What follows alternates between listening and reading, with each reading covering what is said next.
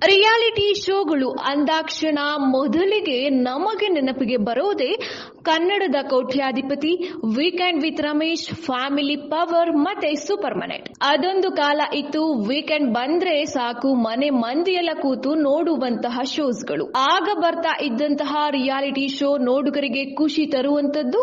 ಹಾಗೆ ಕನ್ನಡದ ಕೋಟ್ಯಾಧಿಪತಿ ಯಾರ್ತಾನೆ ಮರೆಯೋಕಾಗುತ್ತೆ ಹೇಳಿ. ಸ್ಕೂಲ್ ಟೀಚರ್ಸ್ ಇಂದ ಹಿಡಿದು ಪ್ರತಿಯೊಬ್ರು ಕೂಡ ಮಕ್ಕಳಿಗೆ ಕನ್ನಡದ ಕೋಟ್ಯಾಧಿಪತಿನ ನೋಡಿ ಅಂತ ಅಡ್ವೈಸ್ ಮಾಡ್ತಿದ್ರು.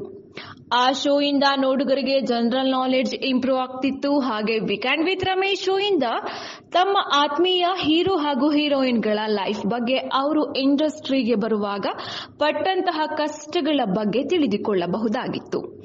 ಅದಷ್ಟೇ ಅಲ್ಲದೆ ಸಿನಿಮಾ ಇಂಡಸ್ಟ್ರಿಗೆ ಬರಲು ಪ್ರಯತ್ನ ಪಡುವವರಿಗೆ ಆ ಸ್ಟೋರಿಗಳು ಕೂಡ ಇನ್ಸ್ಪೈರ್ ಆಗಿರ್ತಿದ್ವು ಅಂದ್ರೆ ತಪ್ಪಾಗಲ್ಲ. ಅದೇ ತರ ಫ್ಯಾಮಿಲಿ ಪವರ್, ಸೂಪರ್ ಮನೆಟ್, ಇನ್ನು ಕೆಲವೊಂದು ರಿಯಾಲಿಟಿ ಶೋಸ್ ನೋಡುವವರಿಗೆ ಇಷ್ಟ ಆಗಿರ್ತಿದ್ವು. ಆದ್ರೆ ಇತ್ತೀಚಿನ ದಿನಗಳಲ್ಲಿ ಬರುವಂತಹ ಕೆಲವೊಂದು ರಿಯಾಲಿಟಿ ಶೋಗಳು ನೋಡುವವರಿಗೆ ಮುಜುಗರವನ್ನ ತರುವಂತಿವೆ. ಕಾಮಿಡಿ ಶೋಗಳು ಅನ್ನೋ ಹೆಸರು ಮಾತ್ರ ಇರುತ್ತೆ, ಅದರಲ್ಲಿ ಕಾಮಿಡಿ ಅನ್ನೋದು ಸ್ವಲ್ಪ ಕೂಡ ಇರಲ್ಲ.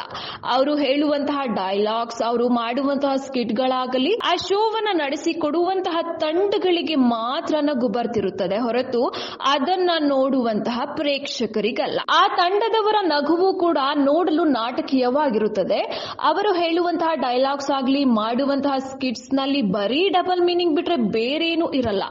ನಾವು ಮಾಡುವ ಕಾಮಿಡಿಯಿಂದ ಜನಗಳಿಗೆ ಮನರಂಜನೆ ಅನಿಸಬೇಕು ಹಾಗೂ ಅದರಿಂದ ಕೊಡುವ ಸಂದೇಶ ಇನ್ನೊಬ್ಬರಿಗೆ ಮಾದರಿಯಾಗುವಂತೆ ಇರಬೇಕು ಹೊರತು ನೋಡುವವರಿಗೆ ಮುಜುಗರ ಉಂಟಾಗಿ ಚಾನಲ್ ಚೇಂಜ್ ಮಾಡುವಂತೆ ಇರಬಾರದು. ಶೋ ನೋಡುವಾಗ ಕುಟುಂಬದಲ್ಲಿ ಚಿಕ್ಕ ಮಕ್ಕಳಿಂದ ಹಿಡಿದು ಏಜ್ ಆಗಿರೋರೆಲ್ಲ ಕೂತು ನೋಡ್ತಿರುತ್ತಾರೆ ಅನ್ನೋ ಅರಿವು ಇದ್ದರೂ ಕೂಡ ತಮ್ಮ ಚಾನಲ್ TRP ಹೆಚ್ಚಿಸಿಕೊಳ್ಳೋದಕ್ಕೆ ಏನ್ ಬೇಕಾದ್ರೂ ಯಾವ ತರ ಡೈಲಾಗ್ಸ್ ಹಾಕೋಕು ಯೋಚನೆ ಮಾಡದೆ ಶೋಸ್ಗಳು ನಮಗೆ ಬೇಕಾ ಅನ್ನೋದನ್ನ ನೀವೇ ಹೇಳಿ. ಸ್ವಲ್ಪ ದಿನಗಳ ಹಿಂದೆ ವೀಕೆಂಡ್ ವಿತ್ ರಮೇಶ್ ಸೀಸನ್ 5 ಮತ್ತೆ ಬರ್ತಾ ಇತ್ತು. ಆದ್ರೆ ಅದು ಕೂಡ ಅರ್ಧದಲ್ಲೇ ನಿಂತು ಹೋಗಿದೆ ಅನ್ನೋದೇ ಬೇಸರದ ಸಂಗತಿ.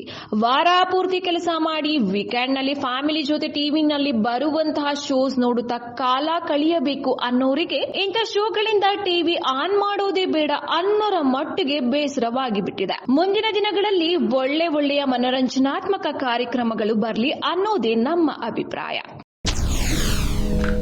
SSTV ಸಿನಿಮಾ ಜಗತ್ತಿನ ಕ್ಷಣ ಕ್ಷಣದ ಸುದ್ದಿಯೊಂದಿಗೆ.